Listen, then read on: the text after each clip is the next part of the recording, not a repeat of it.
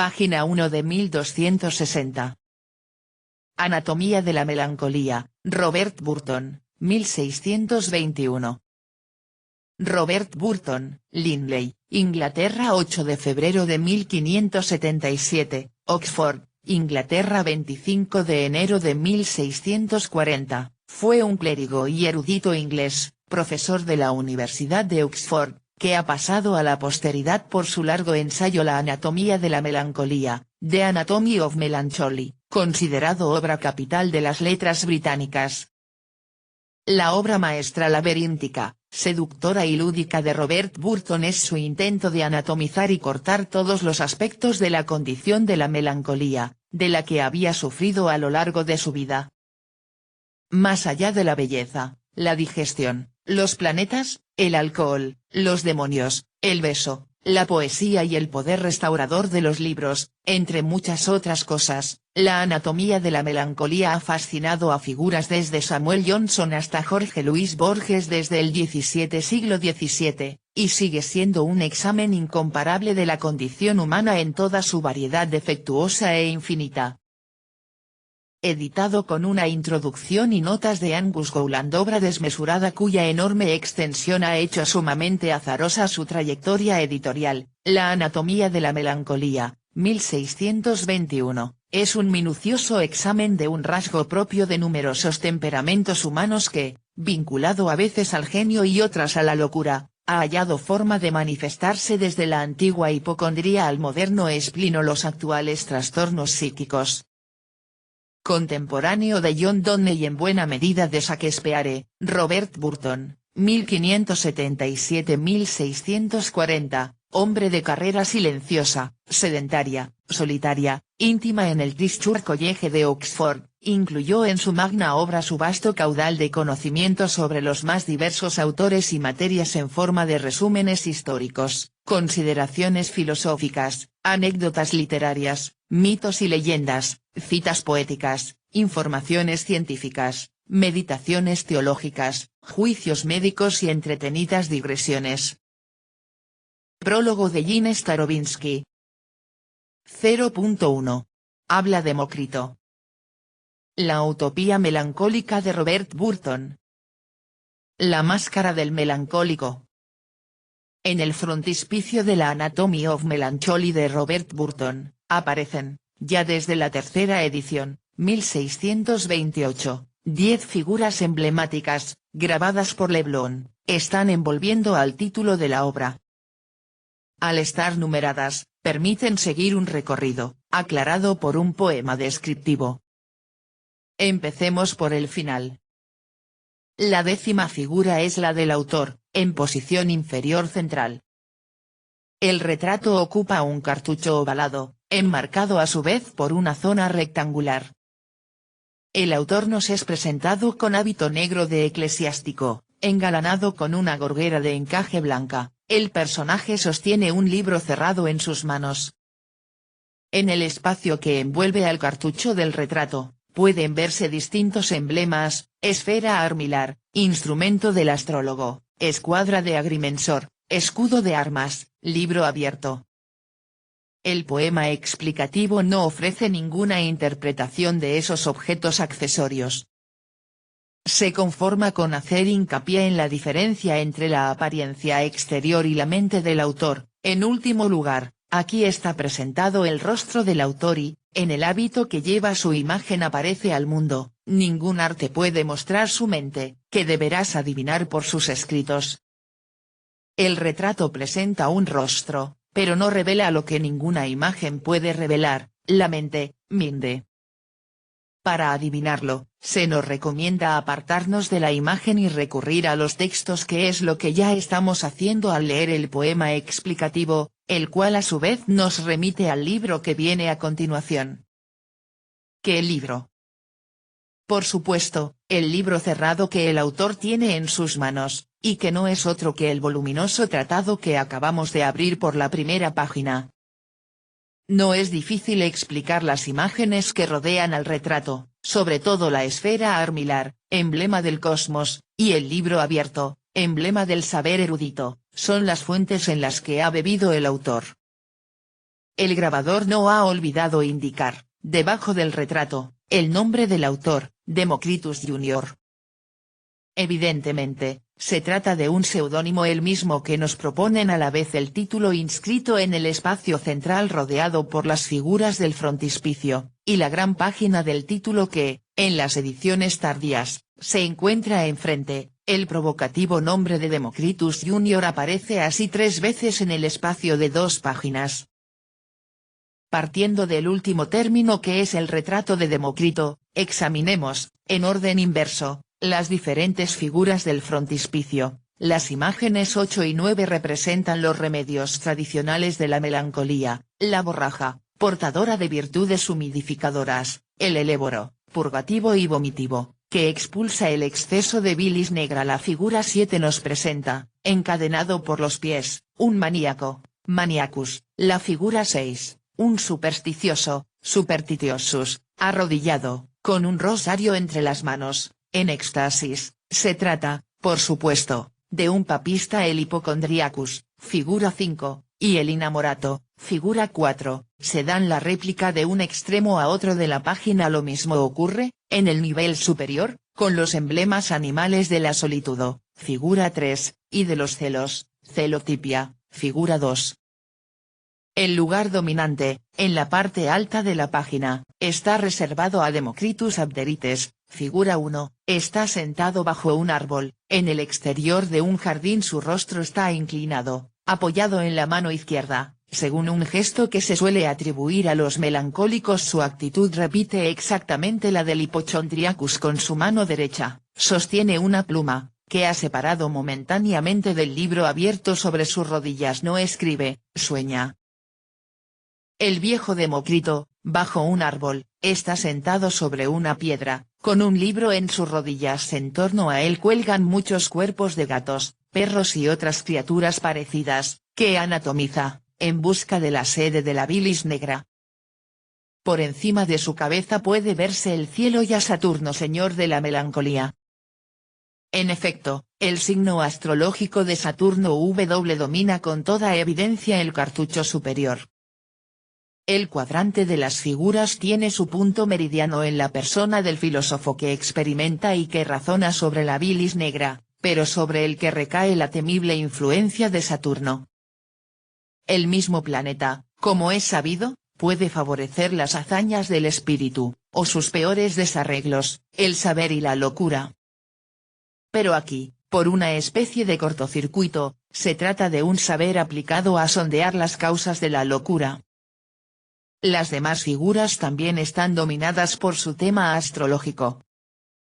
Por su posición culminante, el viejo Demócrito está representado como la figura mayor, con relación a la cual el autor del libro, su imitador tardío, solo tiene provisionalmente como identidad propia el epíteto que le califica de menor, haciendo de él a la vez su descendiente lejano y su inferior. En cuanto al libro producido por Democritus Jr., debe su título a la actividad de su antepasado epónimo. Es una anatomía, abertura, disección e inspección metódicas, que pone al desnudo, en sus formas múltiples, todos los aspectos del mal que aflige a aquellos que, en sus tipos más destacados, acaba de ofrecernos el frontispicio. La obra se anuncia así como el inventario y el reconocimiento de una serie de dependencia del autor con respecto a su predecesor remoto, dependencia del viejo Demócrito con respecto al astro al que debe a la vez su genio y su melancolía. Pero, a la vez, se anuncia la posibilidad de una liberación. Conocer las causas de la melancolía, consignarlas en el libro, es abrir la vía al acto terapéutico. Ya, a ras de tierra, humildemente, las plantas saludables nos enseñan que la naturaleza nos ha dotado de un medio de contrarrestar al astro fatal.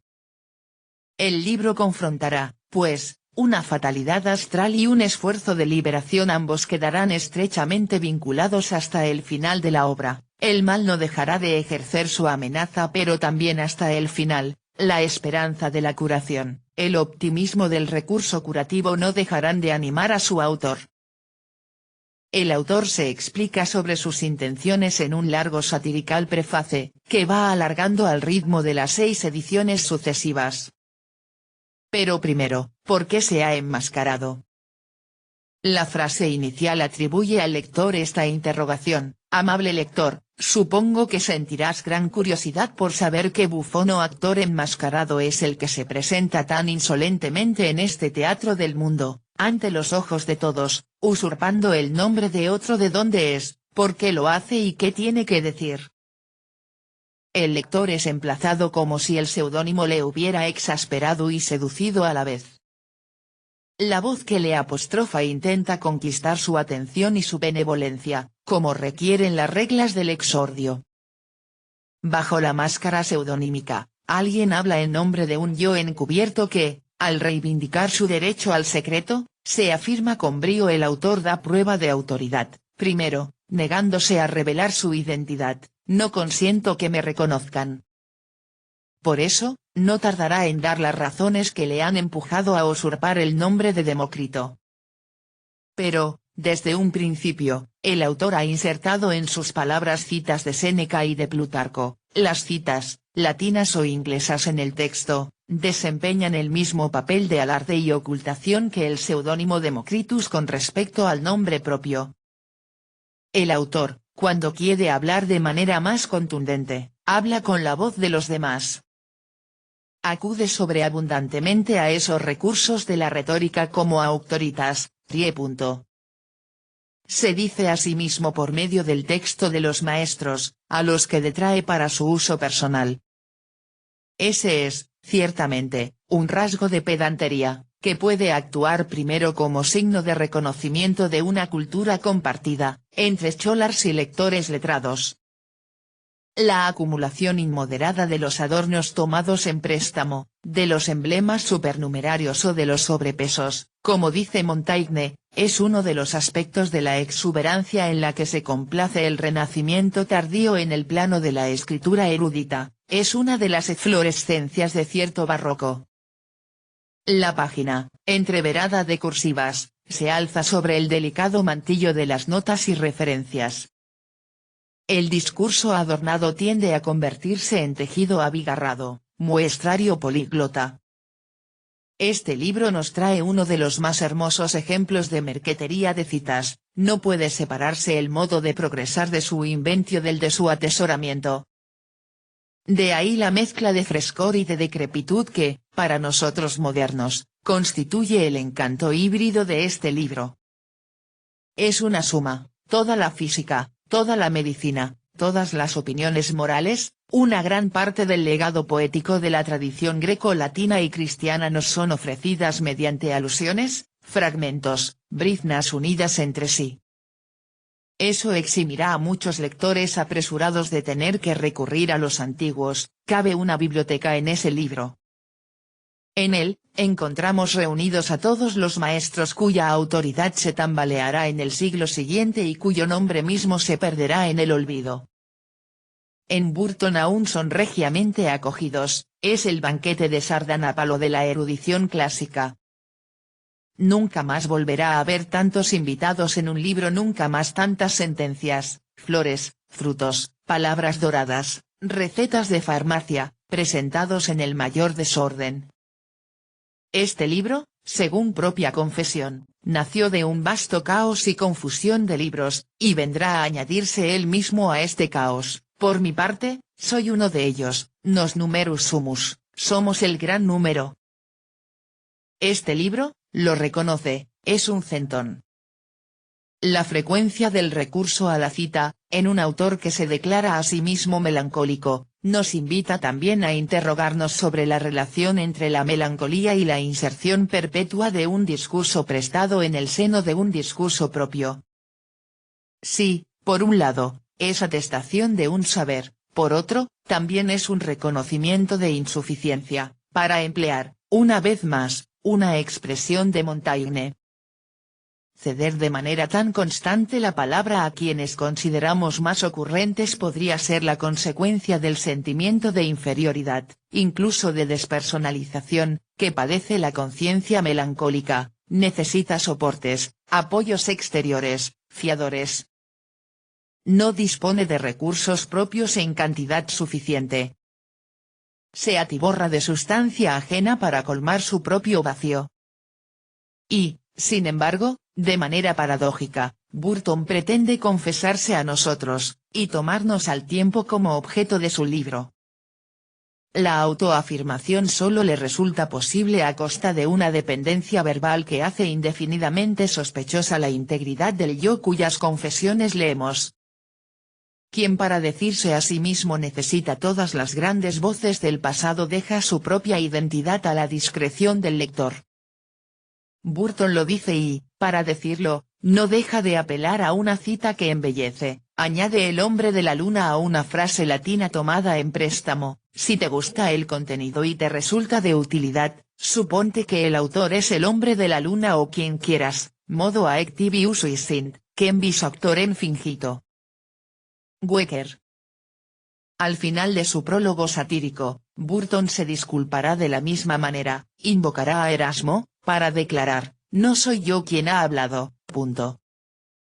Y Will presume. Me atreveré a responder con Erasmo en un caso similar: no soy yo, sino Demócrito, Democritus dixit.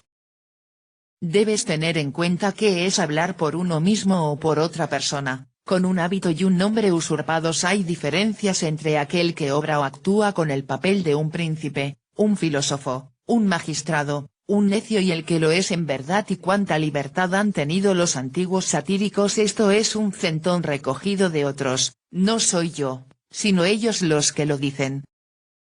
Y hasta esa manera de apartarse tiene sus ejemplos y sus precedentes en otros autores. Todas sus declaraciones más incisivas no han sido dichas, a fin de cuentas, por nadie. Nadie ha hablado outis elegen, no es para nadie, neminis nihil. La anulación, a la vez risueña y melancólica, del autor le confiere libertad completa, la de decirlo todo así como la de negarlo todo. No debe nada al lector, hará todo lo que exige el lector, lo negaré todo, mi último refugio, lo desmentiré todo, renunciaré a todo lo que he dicho.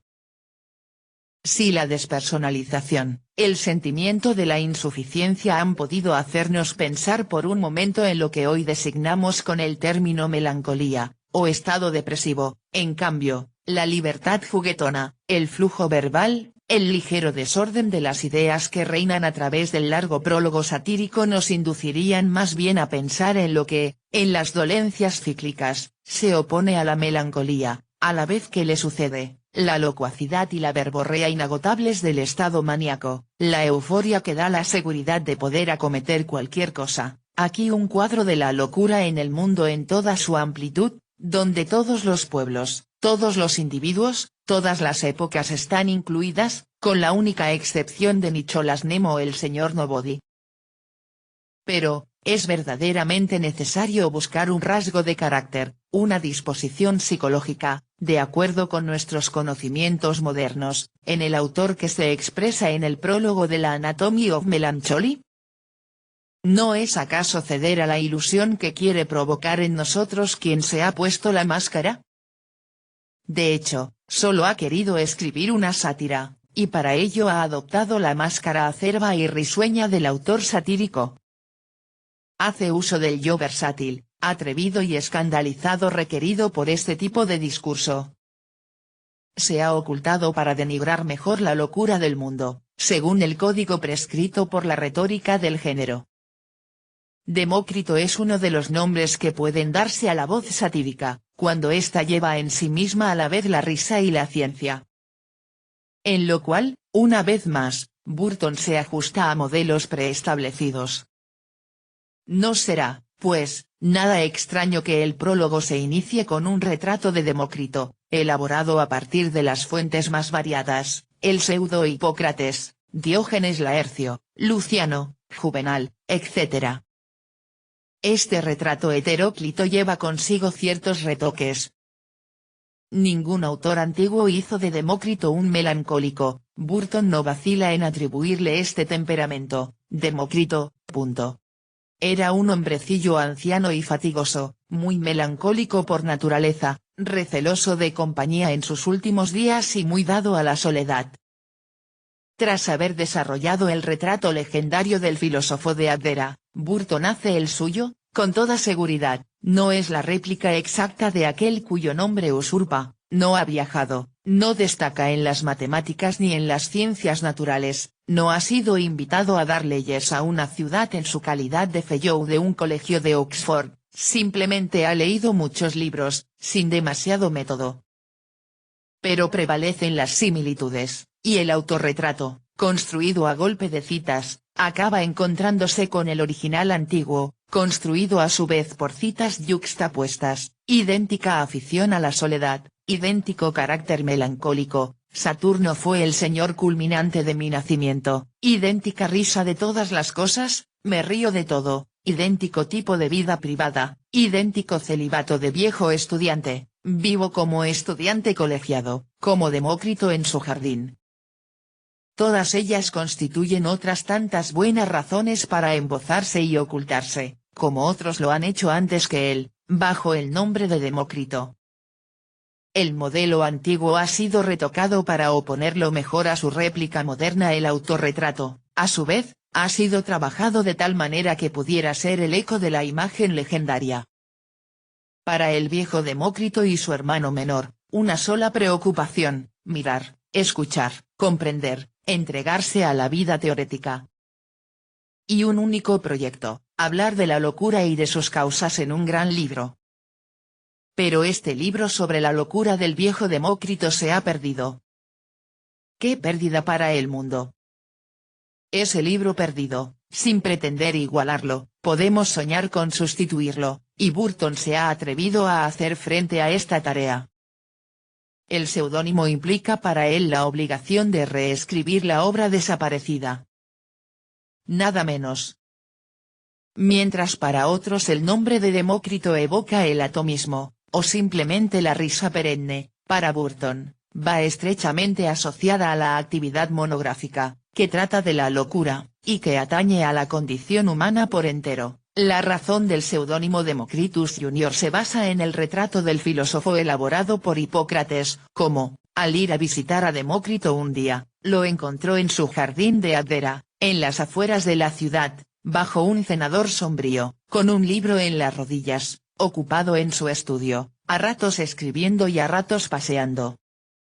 El tema de su libro era la melancolía y la locura, y a su alrededor había cuerpos de muchos y diversos animales recientemente diseccionados y anatomizados por él, no porque despreciase a estas criaturas divinas, como dijo a Hipócrates, sino para investigar la sede de esta atrabilis, o melancolía, de dónde procede y cómo se engendra en el cuerpo humano, con el fin de conseguir curarla mejor en sí mismo, y con sus escritos y observaciones enseñar a otros el modo de prevenirla y evitarla. Hipócrates ensalzó esta su buena intención, el nuevo Demócrito, puesto que el libro quedó inacabado y está ahora perdido, como sustituto de Demócrito, quasi subcenturiator Democriti, se atreve por tanto a revivirlo y a proseguir y acabar en este tratado. De paso, la máscara se ha movido, se nos revela un nombre, Roberto, como sujeto del saber. Experto cree de Roberto. De algo puedo hablar por experiencia. Más adelante, cuando tome prestada una línea de una obra de su hermano mayor, una nota nos hará saber que este se llama W. Burton, y de ahora en adelante lo sabremos todo. El autor sostiene su máscara en la mano. Más adelante en la obra, en el capítulo de la corrección del aire, T. I. P. 79, indicador ordinal femenino parte, sec. I. Miem. I. Evocará su pueblo natal, Linley en el Leicestershire, propiedad y morada de mi difunto padre Ralph Burton. No esconde su verdadera identidad en las páginas liminares, no buscaba más que un efecto literario. Burton no pretende restituir el libro perdido. Lo reescribe frente a un nuevo presente, apoyándose en nuevas pruebas, en otra lengua, citando 1000 testigos que han llegado después de Demócrito, pero se trata siempre de una misma locura. El mundo no se ha vuelto más sensato, el autor no se ha vuelto menos melancólico. Hablará, pues, de sí mismo al hablar de la locura del mundo. y hablará, a la vez, de nosotros, sus lectores. Tú mismo eres el tema de mi discurso. A fuerza de tomar prestada la palabra de los demás, es cierto que se ha vuelto impersonal, pero a la vez universal. Y, sin embargo, pretende haber recibido la experiencia de la melancolía del fondo de sí mismo, y, por el melancólico trabajo del escritor, es a sí mismo a quien intenta curar, según el antiguo método que consiste en buscar el remedio en el mal. Y, ya que tantos individuos se parecen a él, podrá sin duda prestarle servicio. Nos rascamos donde pica. Yo estaba no poco molesto con esta enfermedad, a la que llamaré mi señora melancolía, mi egeria o mi genio maligno, malus genius. Y por esta causa, como aquel a quien le pica un escorpión, sacaría un clavo con otro clavo, clavo un clavo, calmaría un dolor con otro dolor, el ocio con el ocio, como una tríaca de veneno de serpiente, utex vipera teriacum, haría un antídoto sacándolo de lo que fue la causa primera de mi enfermedad. Punto. Por lo que a mí respecta, puedo quizás afirmar con Mario en Salustio, lo que otros oyen o leen, lo he sentido y practicado yo mismo. Ellos consiguen sus conocimientos a través de los libros, y yo los míos melancolizándome. Experto cree de Roberto, cree en la experiencia de Roberto. De algo puedo hablar por experiencia, una experiencia desgraciada me ha enseñado, aerum nabilis experientia me docuit, y puedo decir con el poeta, la experiencia de la desgracia me ha enseñado a socorrer a los desgraciados, aut ignara mali miseris succurrere disco. Ayudaría a otros por simpatía. Por muy lleno de incisos y ramificado que esté, el prólogo de Burton deja ver una estructura relativamente sencilla. Tras la introducción en la que el autor capta la benevolencia del lector disculpando su seudónimo, su estilo, sus negligencias, su intrusión, por no ser médico, sino eclesiástico, en un campo que no es el suyo, el tema conductor del texto es la acusación de la locura general del mundo. Tal acusación se basa en cierto número de autoridades.